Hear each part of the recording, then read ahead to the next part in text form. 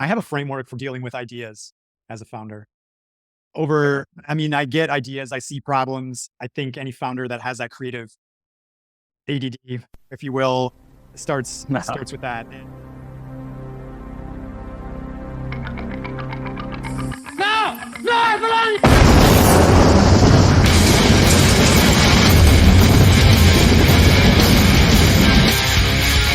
Hey, folks, we got a great podcast here today with Andy Theimer. He is a colleague of mine that I've known for a long time now, multiple different companies, classic Oh, serial entrepreneur, yeah. coding background, involved in the early days of the dot-com digital marketing kind of bubble. He's got some great products in email marketing, email intelligence, super interesting stuff.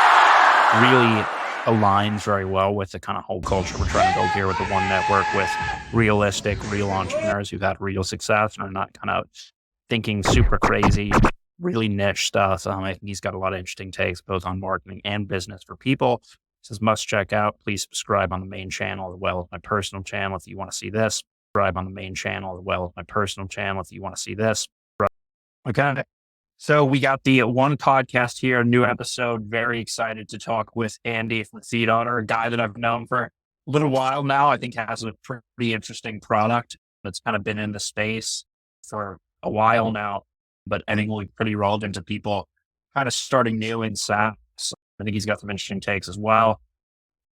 And do you want to give people kind of just like a quick intro to yourself, current ventures that you're doing in your background so they have some context?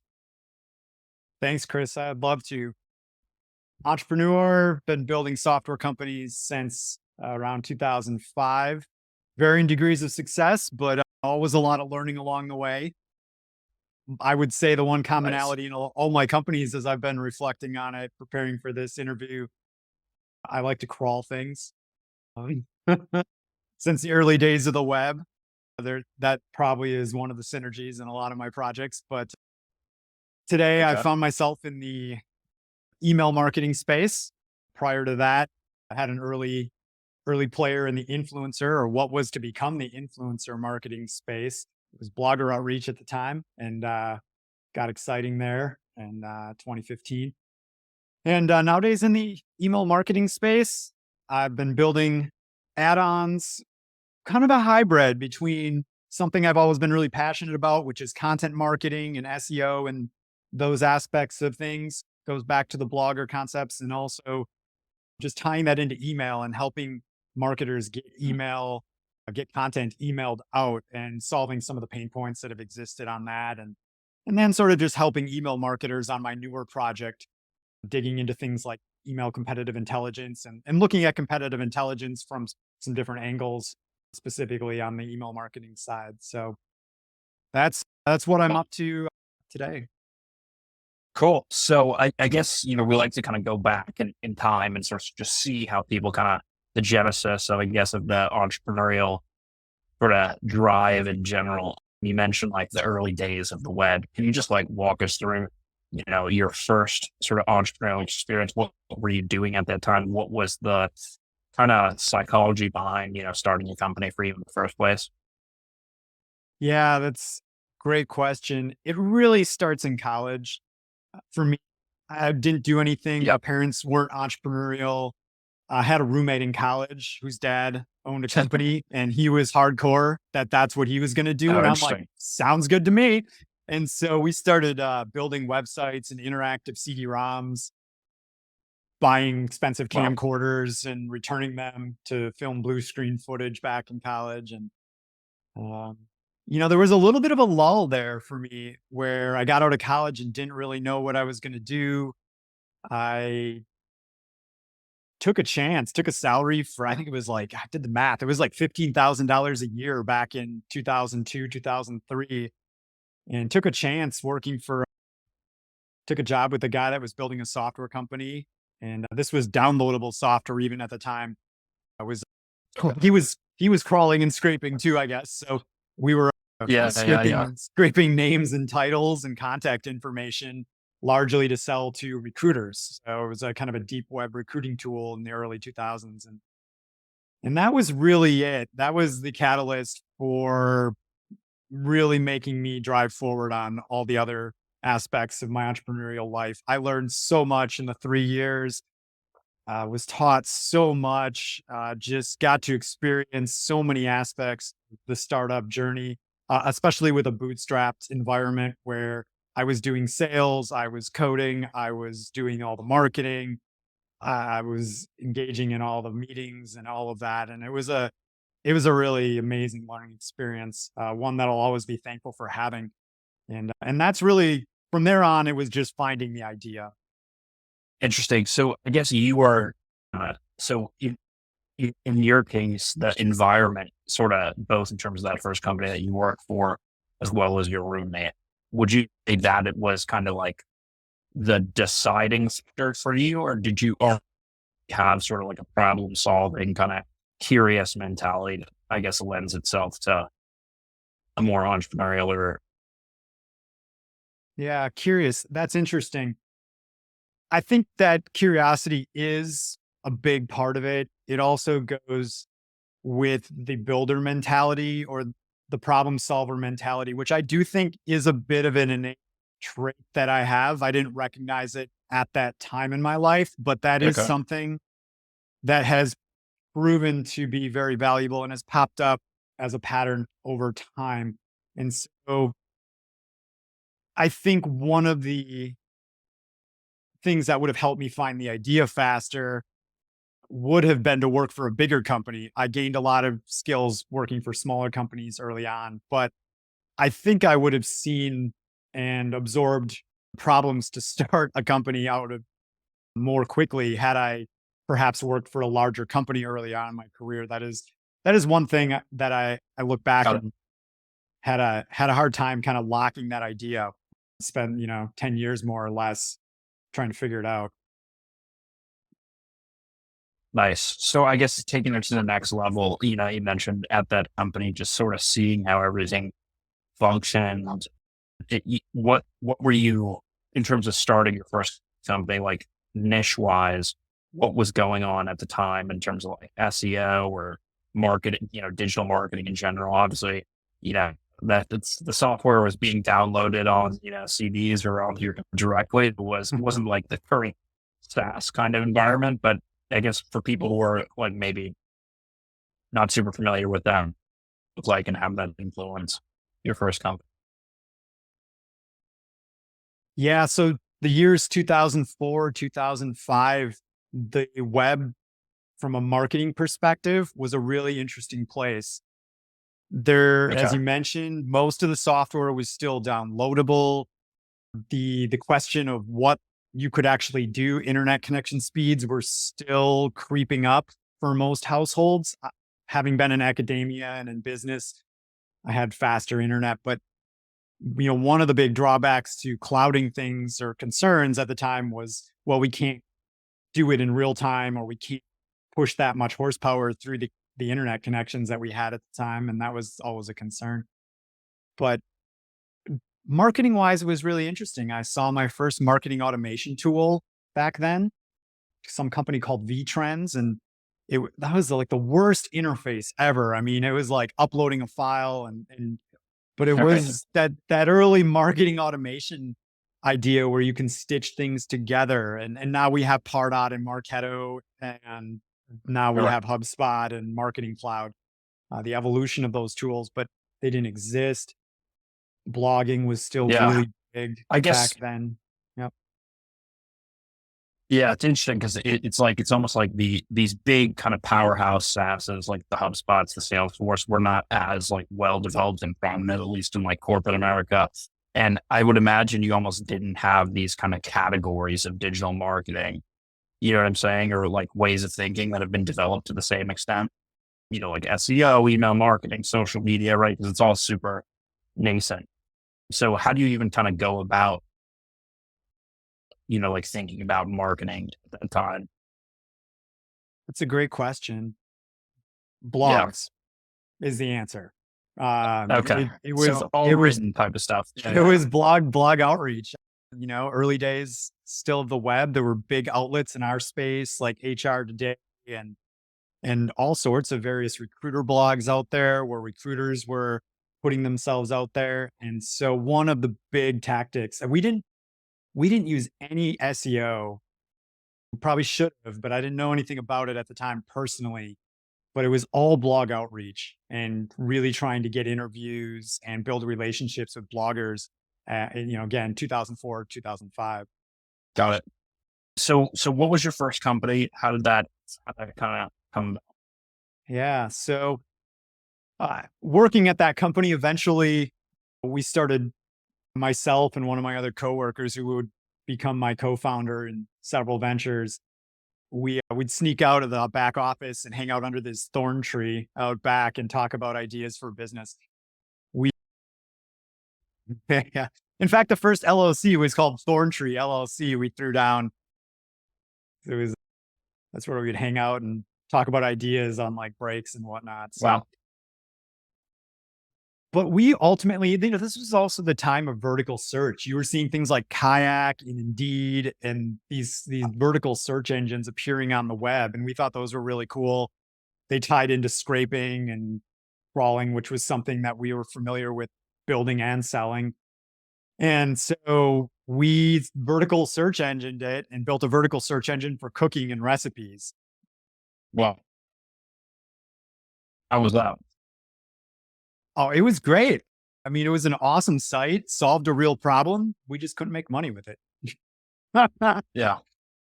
Got it. So how are you kind of, I mean, how does that kind of impact, I guess, your next move? Are you kind of dismayed by that failure a little bit with it being kind of your first venture? Or are you trying to kind of look into ways to pivot or I guess to develop that into something else? No regrets, just learning. It was a process. We Got tried it. everything we could to move through and make money and turn it into a business that was sustainable. The learning that came out of it is I learned how to do SEO. And Got it. that's and the other one too was really we engaged really, really heavily with the recipe bloggers. One of the big aspects of that project was trying to surface the really good recipes from the small Okay. little mom blog or recipe blog. And so we headlong jumped into that world.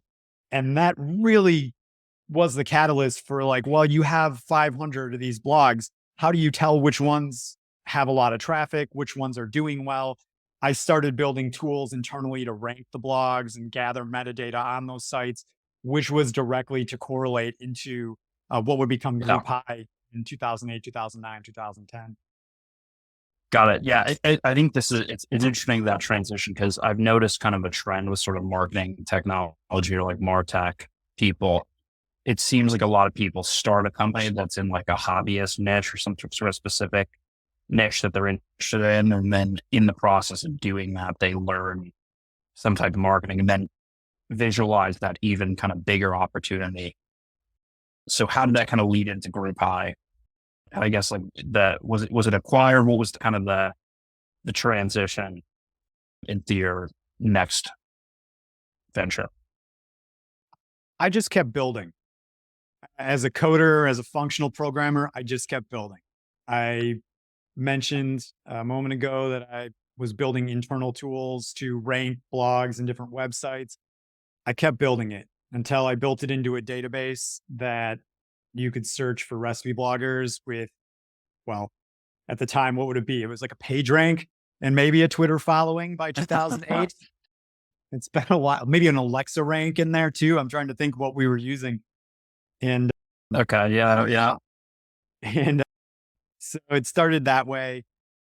I hit the street. I started emailing people on LinkedIn. At the time, there were some influential bloggers in the PR and marketing space. Jay Bear at Convince to Convert, Peter Himmler at the Flack, Lee Oden, some of these original OG influencers in the PR and marketing space back in 2000. And they were fantastic. They were like, yeah, that's great. I just want the list. I don't want the tool to rank things. I just want lists, a database. So Interesting. that really pushed me in that direction. And, I can elaborate on this story, but, version one, version two, version three of that database. And then finally it took off and turned into Group High. Got it. So I guess that the pivot there was kind of entirely directed by your customers' feedback in terms of what they want. It really Um, was. s- Yeah. yeah. So what, did you always see your, as a coder, somebody with a technical background, did you always see yourself as like catering to the customer kind of need, or using that to direct your product development? Or did you have some type of higher vision, I guess, for how the product would fit into like the overall space of SEO, email marketing, backlinking, that type of That's a great question. I really have the advantage of being a marketer first and a hacker right. as a coder second. Second. So I will say I can solve my problems with Interesting. code, but I'm a marketer You're first. thinking in terms of marketing. Okay. Yep. Yep. And always Got building it. for myself, probably first, going out and getting those second opinions and checking it. But by and large, building to my own needs or desires in a lot of ways. Most of the time it's Got it. worked out in my career, but it's, sometimes you have to be careful too. So Sure. So I guess going back to like the, I mean, what was the, you mentioned all the bloggers and these kind of like early marketing guru influencer type people. What's the predominant way that you are marketing or selling at this time? Like, is it your own blogs and content creation? Is it a more traditional sales process? Is it people, discovering you through SEO, or like what's the primary tactic you're using to grow the company, in the kind of early 2010s or yeah, let's put it at 2010. So 2010 growing yeah. group high, we used decision selling approach. That's the headline Okay. So there. you were using Cision. Yeah. All right. We Fair. pretty much modeled our sales efforts after him, and I have been blessed as a founder to always have a great co-founder that can drop in and execute startup sales like nobody's business. I've seen other Awesome. friends that have had companies fail or languish, Gotcha. not having that salesperson that can come in with no resources, with nothing, and just like build their like Close the tools deal. out of Get it done. sticks and kindling and go to work. That's amazing. So you kind of just have that natural salesman on the back end, Yeah. just like running it. Did you, was that something that you intentionally, I mean, I guess it just organically came about, like you having a co-founder with that. Yeah. Cause I'm thinking about like all my clients who are like technical or marketing guys and they don't have that like sales gene, can really be something where they're struggling to like hire to find that person in, but it seems like it's better if that person's on the cap table to begin with. Right. Yeah. Cool. So I guess, you know, any sort of challenges that kind of arose in the later stages of that company as you're growing it out that kind of were not, there in the beginning? Yeah, there were lots of challenges, especially in the later years. Mm. We picked up a third partner along the way, a really, really strong CTO, just an absolute rock star. So there were three of us. It, the fact that there were two best friends and then there was a third, I Mhm. think was a very difficult dynamic from the start. There was always a little bit of, I don't know, outside looking in feeling. I get I that. Yeah, really yeah, got it. yeah. It made the dynamic interesting from day one. It was a difficult go the last year of that company. There were differing opinions on where to go. We had this amazing head start because we started as blogger outreach and were primarily used by SEO agencies that were doing heavy duty SEO and blog outreach projects. And then we caught this uptick of Twitter and Instagram and, well, not so much Vine, but Vine for at least 3 months in there. And we had this massive head start. Our influencer search, still nobody to this day has anything even close to what we had there. We had the CRM, we had all the tools. We just didn't put all the pieces together and let the internal analysis paralysis slow us down. And ultimately, for better or for worse, we made a lot of money out of it, running it out, and ultimately exited the company. Got it.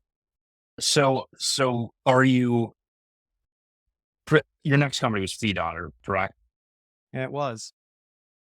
So are you thinking about, obviously there's kind of like a tie-in, obviously, in terms of the audience, the marketing channels. Not to say that the companies are like identical, but there's similarities. There's kind of probably correct appeal from some of your clients of the previous company.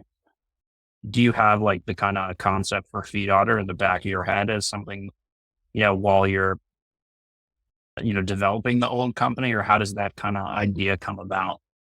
Or am I completely wrong? Was it something that came about after you already had exited? No, FeedOtter was built again to solve my own personal problem at Group High. Got it. Okay. The marketing team, we had an amazing marketing team. We had a 50, 60,000 person subscriber list built up in Marketo. We produced a ton of Yeah. content every week, but none of our marketers would build emails full of content and email it to the list. Like everybody hated building emails. So I, as a builder, later on in Group High, I was more the CEO. I wasn't coding.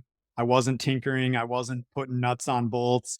And so it was a fun project to go build that on my weekends and get back into the code and just build it as a SaaS product that could just, people come to the website, sign up, and it was fairly hands off. Interesting. So, in terms of in terms of email marketing, do you find that most companies have a lot of familiarity in that area, or are they just like generally lazy? Like, what's the impetus? I mean, first, I guess you should explain FeedOtter. But my question is, have you found working through companies that more of their impetus to get involved in email marketing is out of like a kind of laziness, so to speak, or just a lack of knowledge of how to execute? There's always been a disconnect between email and content. And that that is something that I felt personally at Group High, and I've seen over the last 7 years running and growing FeedOtter, is that companies will spend millions of dollars producing content for SEO or whatever the goal is, but they do a really bad job of promoting it and getting the full value out of the content they produce, whether it's pushing it on social media on a reoccurring basis or emailing it out. And honestly, I think most people are unsure whether their content is promotable or should be promoted. I see a lot of indecision. If you're producing content, then you should not have any trouble promoting it. And I think I lost you on the connection. And either Yeah, I'm not sure what happened right there. I can't say I've seen that happen in years where somebody falls out of a Zoom. Huh. Yeah, yeah. I don't know. Stop. Did just a quick question. I'll edit that. I'll just ask that again. We can edit it in. But did you notice any like my mic chopping out at any point during that, or no? There's been a couple spots where it's gotten a little broken. Overall, Okay, it's no been worries. okay, but there are a couple spots. Okay, yeah. So I guess can you kind of explain to people what FeedOtter is, or just like the product in general for people who are kind of unfamiliar? Yeah, FeedOtter does two things. We help companies that publish content automatically email that content using their current email solution, Marketo, Pardot, primarily in the B2B space. So we help the content marketers reach a wider audience. We also work with big publishing companies, online publishers in the Okay. finance, security space to help them send daily newsletters full of articles and content, very, very quickly we call it email production. We're not an email builder, but we streamline the production side of heavy duty emails that go out every day. Got it. So do you find do you find that most of the companies out there are well versed in email marketing? Like is there impetus to use a product like FeedOtter more so to just increase their yield on email marketing? Or is it that they have these kind of content streams or automations and Pardot or whatever type of marketing automation software, and they're kind of lazy to a certain extent, or like they're trying to, capitalize on time? Like, what do you find there to be like one bigger pain point there, or is it kind of mixed? That's a good question, Chris. I don't want to call any marketers lazy. I think marketers are Yeah, probably the busiest people in the organization today. fair enough. Their teams have been reduced from 5 to 1 in so many cases. And you have a skeleton team trying to answer and accomplish so many goals in an organization today. So it's not lazy, it's just being overworked and being overburdened with too many tasks. And that's most marketers at B2B Got it. companies. It's I'm not even necessarily talking about the marketers. I'm talking about like the companies in general. mm, If we rephrase that, so is the because I think that you make a good point there, which is that, yeah, the marketers, obviously, there are people doing the research. Obviously, going to research the product, but is the company looking at it as like how do we increase the yield on our existing email campaigns? Or is it, we have this content and we just like, you know, don't want to hire somebody else to aggregate it into the newsletter or sequence, whatever it may be. yeah, I think it's a little bit of both when you state it like that. There's there's a lack of awareness about emailing content. I don't think people appreciate exactly how valuable it can be. All those extra views, all that extra website traffic. Yep. Content emailing done well, click through rates are usually 30+%. If you're a good B2B company emailing good content, it's a no-brainer. It's very consistent in terms of click throughs. So yeah, I think it's maximizing the value or the ROI of the content you're already producing for those companies, and then also just not having to apply manpower to do so. What do you, I guess this is more of just like an expertise question, but what do you find is like, in terms of getting like that 30% CTR, what is the biggest factor in that? Is it the segmentation of the list, the type of content? Are there any sort of commonalities that you found, through your customer base, or, through your own kind of experimentation? But like, when you talk about like good email content, high performing B2B campaign or B2C campaign, what's the biggest thing there? Consistency is the key. Sending, and that's what happens with most companies that are relying on a manual process, is that Right. you'll put some content in an email this week and you Yeah. just don't have time the next 3 Yeah. weeks of the month. And so it doesn't hit. But when it's just like the trend in newsletters, right? When you get that morning brew every morning at 8 a.m., you just get that people develop the habit to engage. And so that consistency is what makes it happen. Well, like I would say the majority of companies, right? The blogging nowadays that companies do, I'm not talking about like individual marketers or something, I feel like is a little bit cookie cutter, or sort of generic. Would you kind of agree with that sort of statement? I would. So it almost feels like, you brought up the morning brew thing, which I think is like, that's kind of like minimalist sort of approach, right? Do you think that companies first have to kind of re-examine their content marketing strategy as a whole, or are they always going to benefit from let's say they're consistent with their blogging or their, video content on social media? If they go consistent on the emails, they should see greater success, at least They in go terms of the click-throughs. consistent. Yeah, if they go consistent, they'll see a return without. Because it is something, yeah. Yep. Well, I was gonna say, because it is something that, like, as I'm thinking back to all the clients that I've had over the last like 5 years that have been, looking for like content marketing, like they're really doing it inconsistently in terms of like running campaigns. And it is partially because they can't aggregate the content, they can't create the emails easily, but maybe they're hiring like a freelancer or an agency or something to do it a couple times a year or like in short bursts, but the strategy itself is never consistent enough that they can like grow and iterate on it. Yeah. But I mean, all things content marketing, it's consistency. It's consistency producing those articles and the blog posts and the content on the top side. And it's consistency in Right. delivering it via your distribution channels, social, email, whatever works for you. Both Got it. re- both Uh, rely on it. ha- Sort of just like a side thing, but I've always wondered.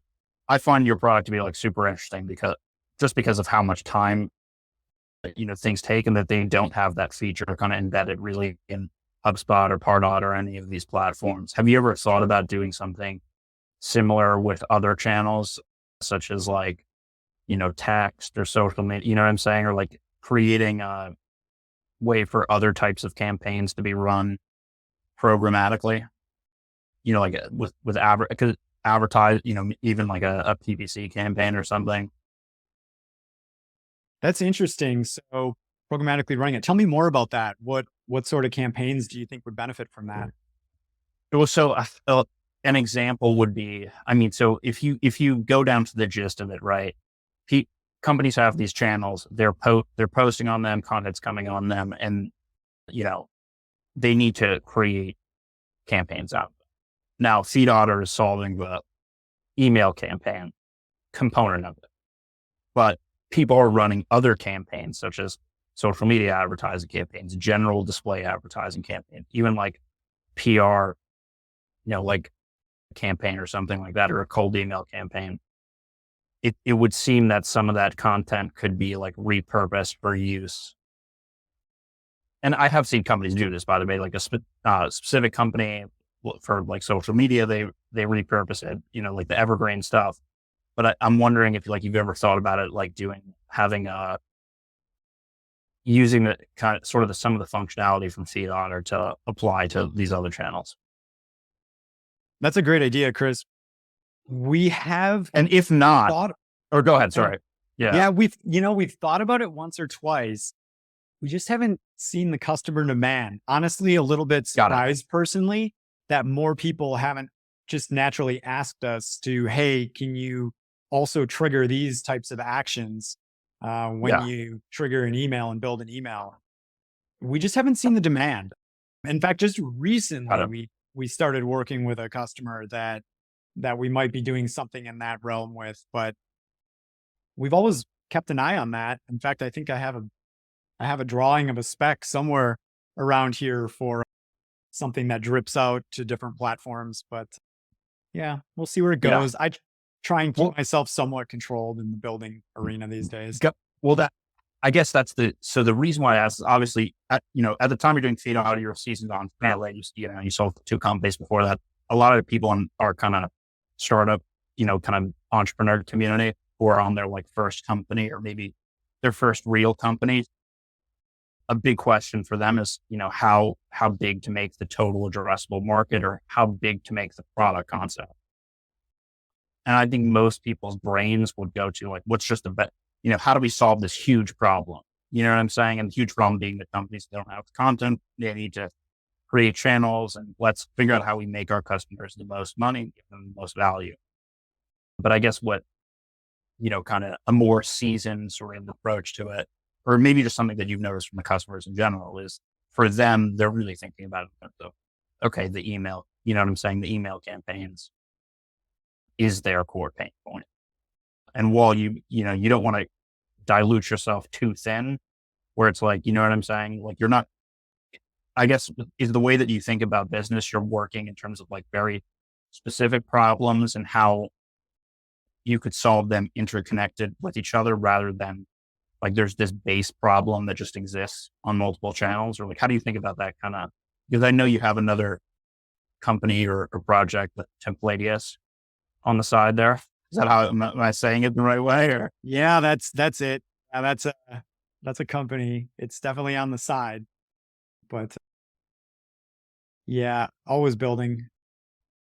It's I think I struggle to see bigger pictures.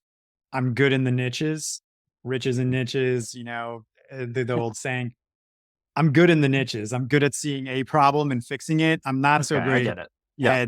at seeing the opportunity from a higher level. That is one thing that I look for in a co-founder is being able to, sort of take the Look more things high that I'm level. thinking and extrapolate that to a higher level because I do tend to build projects with smaller TAMs than I would like to have at the end of the day. Right. So, Right. Well, I think, I guess what I guess the broader point that I'm trying to make after this, and I see that you're taking like a more pacifistic kind of approach here, but the I I think that a lot of people do think about the big picture and they're really fixated on the big picture. But a lot of times, and what's not really publicized so much, like you know, through people training of people how to start businesses or startups, whatever, is that going niching down to a certain extent works much better for your overall trajectory than hmm, going too, than going too broad. And I'm just hearing here how you like moved from one kind of venture to the next. I'm sort of seeing that pattern as how you sort of thought about the problem, kind of in the back of your head, did like that weekend coding, etc. And then the customers come along and they go, okay, this is our problem. And then, it all sort of aligns clearly. Whereas I think like a mistake that a lot of people make is they're trying too much to find the big problem when they haven't even solved the sort of niche problem yet. But in any case, so with Templatius, how did that kind of, I think that's an interesting piece as well. A lot of people use G Suite for their, email marketing. Like it's a big brand. So how did that kind of come about? Was that another sort of weekend project or something that you're thinking through?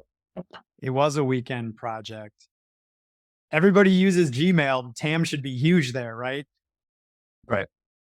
Yeah, Templatius just didn't work, or it basically has ended up being my own personal Gmail business template Chrome plugin. Mm. I don't, I can't, I hadn't put a lot of marketing effort into it, but I've always sent business emails in Gmail. I use it every day. I got sick of writing the same emails. I'm like, why? I mean, Gmail's canned responses. I think they actually like removed it a level from the interface. Now you Yeah. have to go turn it on in the settings to even make it show up. Why there's no like decent template for just routine business people that are sending text emails all day? I mean, that's what it is. It's Yep. just super fast, lightning fast, rides on top of Chrome. You start typing in Yeah. the subject line, it locates a template and shoots it in. I don't Yeah. know. That probably Well, is I my had my, fault, but go ahead, sir. no. Yeah. I had my team using another one for a while. I don't know if you're familiar with Gmelius, the Yeah, name of it. And there was another one like not mail merge, but like, I forget what it was called, GMass. Gmass. But those expanded beyond the templates and they were doing like kind of full They, sales development yeah. functionality, mass emails, content, whatnot. But I just always found it very hard to mark Chrome extensions or you know what I'm saying? Yeah.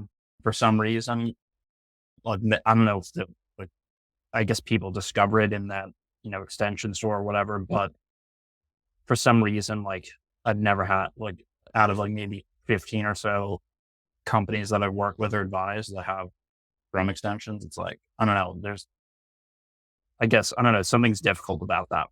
I haven't quite like put my finger on what it is. I don't know if you have more experience with that.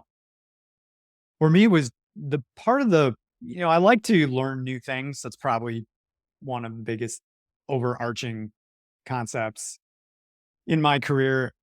That was a little bit of an exploratory into the world of the extension marketplace and seeing what it took to do something in that space. And I also came to the same conclusion Got it. you have of, even doing the marketplace SEO and trying to rank your listings. And for a while, it ranked really well in the Chrome store. Not so much anymore, but it just didn't do anything. And so, yeah, I didn't crack that nut, but it was interesting to experiment with, learn a little bit more about what it takes to build a real app that's interconnected with it. And I still use it every day. Nice. Well, so that's valuable Great. thing. Yeah. But Yeah. and $20,000 building my own personal template tool. Yeah. Yeah. Well, that's the next question that I want to get in, which is that, obviously, you're doing multiple ventures at once after another, you're building up some capital. Like when you branch off with one of these ideas, like how do you approach like the risk or investing in it, or like going, because I know you're working on an even newer venture now, sort of after FeedOtter, but like how do you approach just like from a risk management perspective, or at what point are you going full throw, like investing and building out a new I company? have a framework for dealing with ideas as a founder.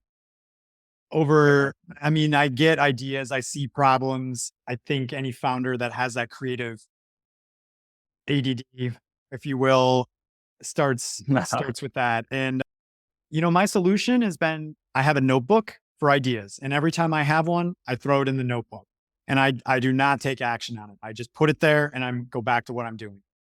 And so all of these ideas, Templatius, FeedOtter, even even the new one, the R1 product, they've all been gestating for 1, 2, 3 years where they've been sitting there. There's been additional notes or thoughts collecting on that notebook page. I use OneNote for a daily diary One and out. Okay. just tracking all of that. And so all of these ideas, they're not, I get the idea, I immediately detract and go build something.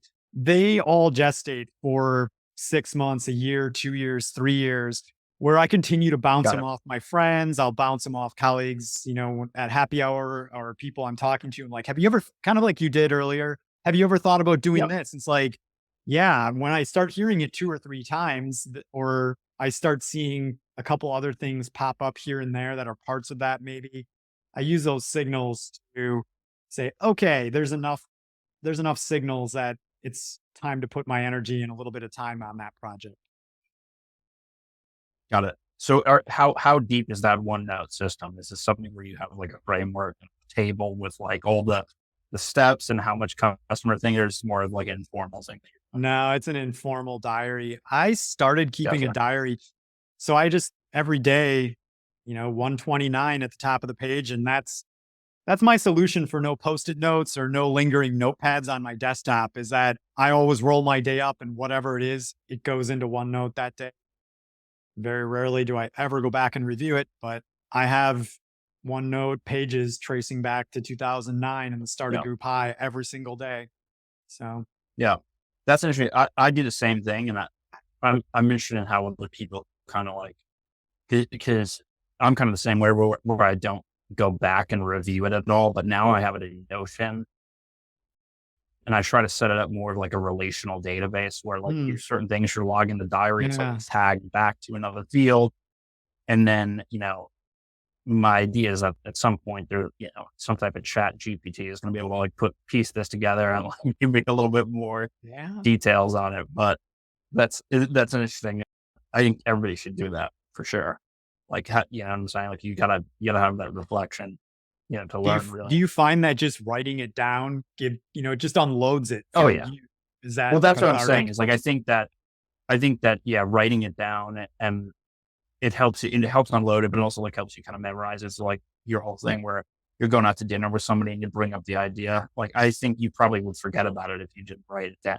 Even if you're not like referencing back to where you wrote it down, the act of writing it down puts it in your head. So that's kind of like a thread that, I just feel like you have to do that. Otherwise you're just going to kind of lose things. But, so maybe you're storing it in your head, not the OneNote, but you're kind of iterating on it in each and diary journal entry that you do. It kind of evolves over time. But yeah, I tried to do it like a relational database. So like if I'm thinking about one thing, I can sort of see how my like you know the evidence sort of evolves over time. But you know that can be a pain in the ass when you have like hundreds of days of stuff and it's like gibberish. But whatever. So in general, like you've been in SaaS since the .com kind of bubble, sort of, I guess, or not really that far back, but 2005. how would you say like that has changed, like running or working with software products from back then to today? Let's start with how it's changed first. The noise level is just so much greater today than it was back then. Really? Yeah. The I mean, the it's just more difficult, and you know this as a marketer first, again, getting through the noise, even with a really authentic message, trying to find co-founders, trying to find people to work with to build things is just more difficult. People are less willing to commit. It's harder to find the people, Mm, it's harder to get their attention, even if there are synergies. It just, I mean, because I execute my playbook, right? All of us founders, my friends too, you see them execute the same playbook every time they sell a company and do something. And it's, it's like, well, I'm right sure. back to LinkedIn, like looking for people to give me feedback and to work with and to get involved in a project. And it just every 5, 6 years, it gets harder to do that. It's harder to find those people, get their attention. Uh, and so that noise level is the biggest challenge that I've found. Got it. So you're talking about in terms of the like marketing and product customers, or even in terms of like building a team or Yep. gathering that feedback. It's just like there's so much crap out there, and there's so many channels and ways to get the information that like maybe before like you kind of manage it linearly where there's blogs and you choose which blogs rate, and now it's just like, everything is coming at you, Yeah. even on especially on email and stuff as well. But so do you see any, I guess, changes that are more on the positive side related to that, Well, or things that have been kind of made easier? yeah, I mean, as a founder, I can't not use the buzzword AI's made our life better, right? Right. It's it is a powerful tool. I've been a skeptic for years, just poo-pooing all anybody that's mentioned AI for the last 5 years. And I'm like, yeah, where's that t-shirt? Like, I've got your AI. It's if then else, And I mean, it's like, how many if Yeah. statements can you stack? But I mean, we've entered a new era. When the first time you type something into GPT and see how it's kicking back and analyzing that data, it definitely has changed. And it's awesome. I mean, it's a big risk. I've already had, employees that want to rely on it 100%, and I'd be like, take it away. I'm like, you are not allowed to use it until you prove that you can like operate above this and use it as a tool, not as a crutch. And so it's challenging, but it's awesome. I mean, saves so much time. Yeah. So I guess a further follow up on that. Have you seen any applications? Like I studied AI back in college with the neural networks and all that type of stuff. Have you, what's like the best application that you've seen in a business sense where it like actually creates a ton of value and saves time off the top of your head? Because I would agree with you that I don't think that in terms of like generating written content, like most people, if they're using it, like it's going to be like pretty crappy. You know what I'm saying? It's kind of more of a Yeah. buzzword than it is something where it's creating a ton of value. It helps you start. And to elaborate on that, it helps you start whether you're building an app, whether you're writing an article, whether you're creating a business plan, you're trying to name a product. The ability to give it a what I'm thinking of doing and get some ideas back at you. Again, maybe this is just as a solo founder right now where I'm I'm I'm stuck listening to my voice echo off my monitor most days or my whiteboard, but having that ability to communicate with the GPT terminal and actually get some starting data back, it's incredibly helpful, especially when you operate in isolation. Got it. So you're actually talking to the GPT. I was talking more about like an app, like one of the applications they use. But you're going back and forth with the GPT. Yeah. Cool.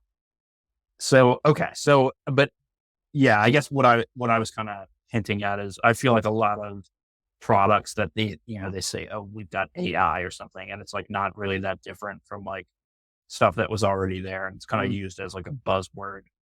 um, so to speak. But I think like in terms of time saving, like especially with like reading or like processing stuff, it seems to be like the best. You know what I'm saying? I haven't seen Um, honestly, I haven't seen any apps that have impressed me as much as just interacting with the command line. in terms of email, have you seen any? Have you seen Nope, anything? Email marketing? No. I Or have not, visual content design? especially not visual content design. Yeah. No. That's a story for another podcast. So I guess kind of wrapping on what your something that you mentioned when we were talking before was having co-founders. Like how big of a beyond just the what they bring to the table in terms of their skills or whether they're technical or sales, etc. Do you see like that as being like a critical part of like the business building process? Like you need to have some people on board with you who are like feeling the risk and feeling the, sharing the experience with you. Co-founders aren't critical. They they add a lot to the experience is how I would term that. I've done it both ways. I've had the co-founders, I've had amazing co-founder experiences. I've seen it go not so great. I've built in a vacuum and done it solo and been fairly successful. I prefer the co-founder way for all of its risks and all of its challenges. You know, I was looking for this image to print out, but there was a period of time in 2012 when Group High went from 200K to 1.2 million in a year. And I mean, doing that with my best friend and a couple other early employees all working out of a Yeah, condo. And I mean, that's what you want. That's what you want as a I founder. agree with Whether you. whether you Yeah. raise money or not, you want that. That is the heroin, that is the cocaine, that is like the most amazing experience is that hitting that hockey stick and doing it with people you love working with and your best friends. That is what you want. And so I go back to that. It's worth it. It's worth everything else that you might go through down the road. It makes the highs of the kind of entrepreneur experience like a lot better having the crew with you, especially like if Hands you already down. know the people Hands to begin down. with. But yeah, I think it's just some people, it's kind of like getting those people. But to be honest with you, I found that like most people, if you put them in the right environment, they do pretty well. You know what I'm saying? Like Yeah. I think people connect very well in like a problem solving environment like that. Like I've almost never hired anybody or, partnered up with somebody where like they weren't like extremely motivated by, you know what I'm saying? By like the Yeah. business challenges and the whole experience. I think that just the Important. issue is more like you, like what's kind of your It's personality. always You you. know what I'm Yeah. saying? Like how are you able to really like put your ego aside and like deal with people? And some people just like have like really that like they just don't get along well with people. You know what I'm saying? So I don't think the problem is ever like the co-founders you bring in. I think most people do well, and most people like select good people. It's just like you being the founder and the person who's kind of pulling the strings or funding it. There could be certain issues if you don't come in with like the right kind of mindset.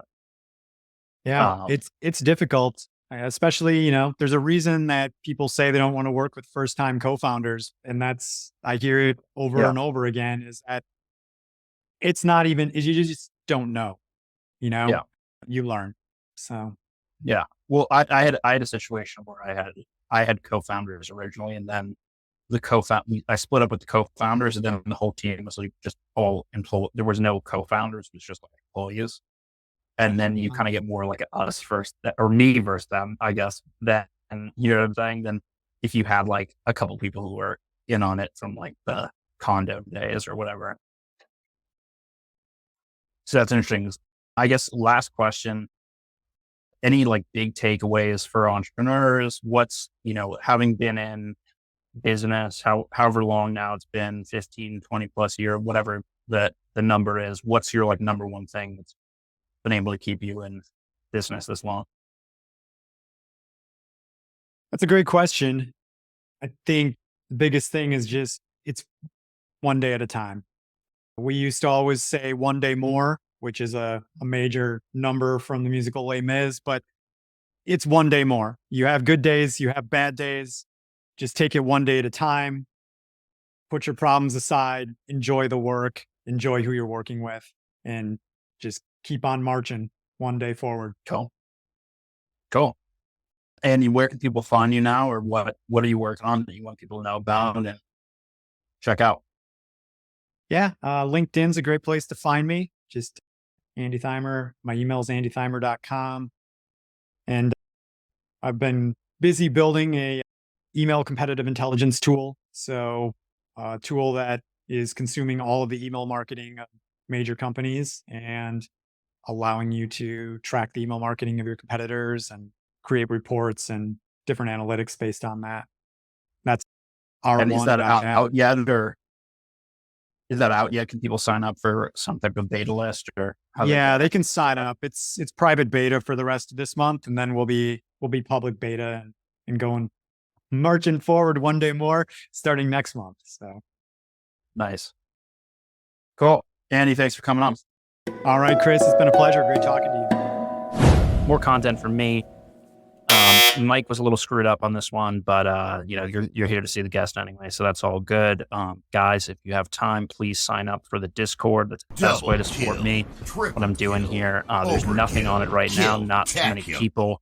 But the more people we get on there, the more content I can produce. I can get these guests on. They can be producing business templates for you, really producing value, and I'll be policing it and working it very closely, doing more content. So the link is going to be there. And also submit your type form with your information on the business you're trying to start, so we can help you out and help get you matched. Thanks and enjoy.